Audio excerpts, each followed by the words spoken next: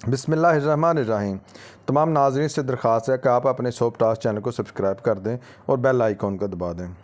آج کا بہترین موضوع ہے وقت گزر گیا، ہار کر بھی جیتنے والے انسان۔ Time passed people who one by remembering.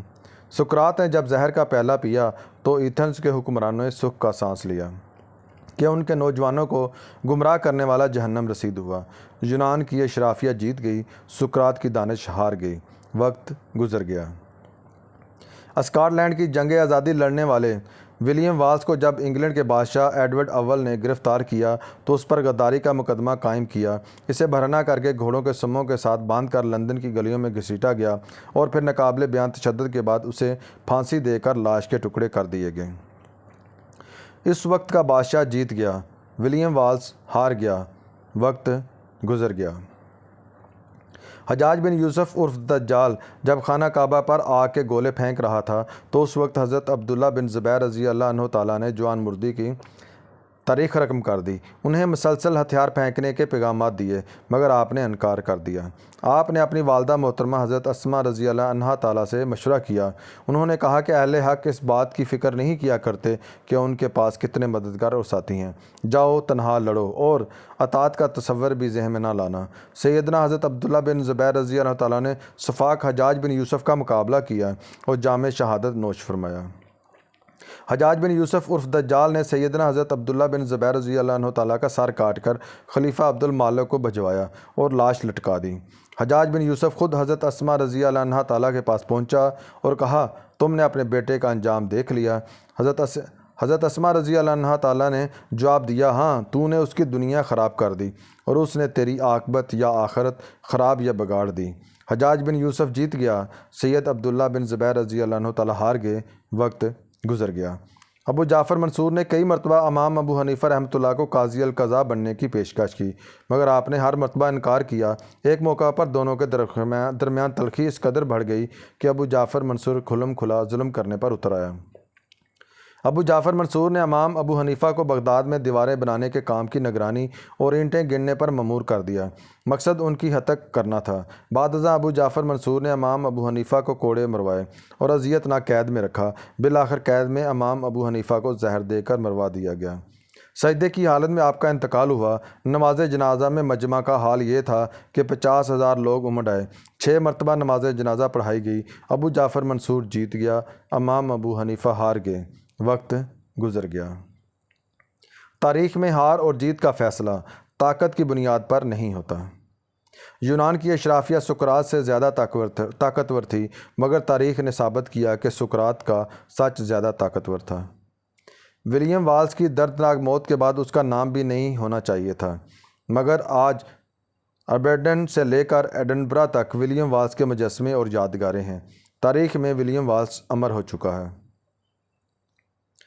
تاریخ میں حجاج بن یوسف کو ظالم و جابر حکمران کے طور پر یاد کیا جاتا ہے جس کی گردن پر ہزاروں بے گناہ مسلمانوں کا خون ہے، جبکہ سیدنا حضرت عبداللہ بن زبیر رضی اللہ عنہ تعالیٰ شجاعت کا استعارہ ہیں۔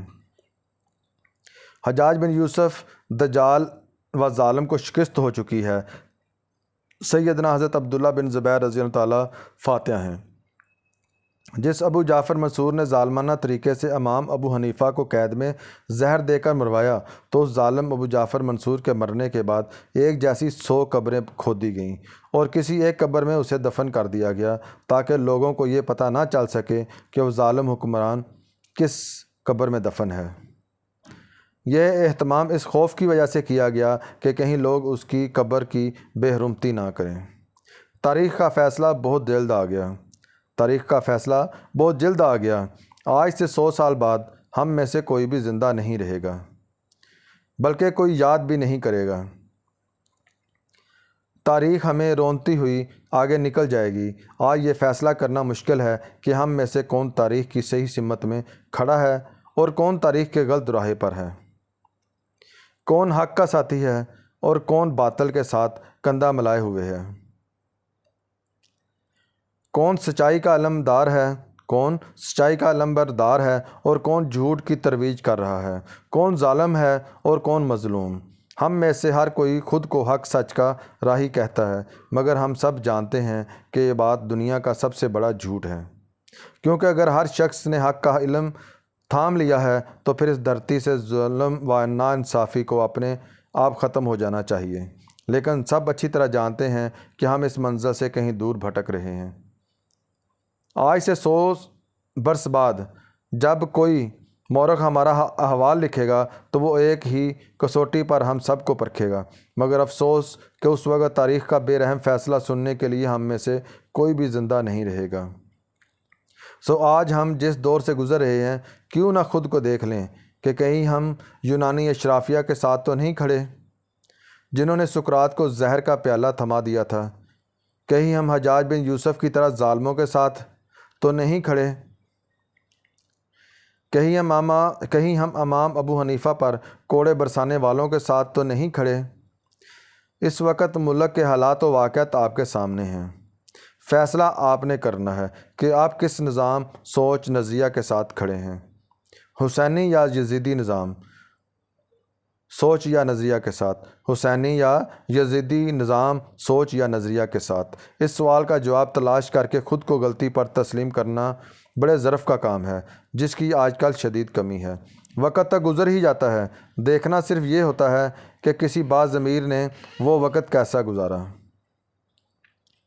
انسان سختیاں برداشت کیے بغیر، غم سہے بغیر، تلخ تانوں سے گزرے بغیر، تنہائی اور جیل کی پھانسی والی کال کوٹھڑی کی تکلیف اٹھائے بغیر ایمان کی لذت کو چکھ ہی نہیں سکتا اور پروردگار کے کرب و خاص عنایت کو پا ہی نہیں سکتا۔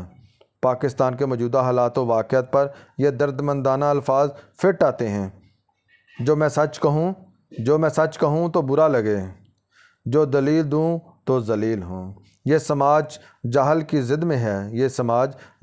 زد میں ہے، یہاں بات کرنا حرام ہے۔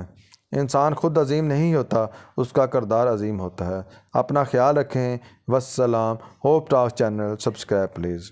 تمام ناظرین سے درخواست ہے کہ آپ اپنے ہوپ ٹاک چینل کو سبسکرائب کر دیں اور بیل آئیکن کو دبا دیں اور لائک کر دیں اور کمنٹ باکس میں اپنی رائے دیتے رہیں تاکہ میری رہنمائی ہو سکے اور مزید اچھی ویڈیوز میں بنا سکوں۔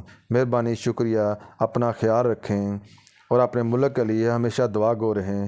اللہ حافظ۔ اللہ آپ کا حامی و ناصر ہو۔ مہربانی، شکریہ۔ السلام علیکم۔